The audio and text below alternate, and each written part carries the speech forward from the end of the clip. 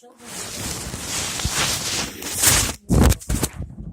Looks like they are also filing important paperwork to hash out just what goes where now that she is dead, Bella's dead, Cece's dead, and Chris Watts is still alive. I want to bring House, our crime and justice producer, who's just gotten his hands on these documents. There's a lot that's in here that's interesting, and there's a lot that's in here that isn't. But what might be missing that's fascinating is the fact there's no will. Right. We know Shanann's family, as we reported, was in Colorado last week moving items from the house. Now we know they were also at the courthouse, apparently dealing with the fact that Shanann did not have a will. So what's fascinating in these documents I'm noting is some of the technical language that most people wouldn't think twice about when filling out a formal piece of court paperwork. Check off boxes, perfunctory questions and answers. But some of these are really sad. I mean, when I look at them, I look at them with a completely different prism now, given the fact that they're having to fill out who survived her.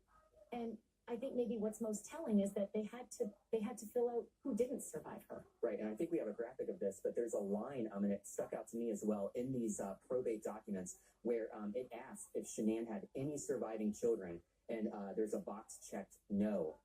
Also notable, and you can see it there, Chris Watts, his address there is listed as the Weld County Jail now. I also noticed deep in the paperwork that these documents had been delivered. They were sent by mail to him, and I think they were sent like several days ago as well. So he's probably reading this material over, maybe in the hour out room, given he's not allowed to have reading material in his cell. But he's reading over these documents, realizing that he's not the only game in town right now when it comes to all of the things that technically, belonged to Shanann, belonged to the family. 3/4 of that family is dead now. This is not an easy...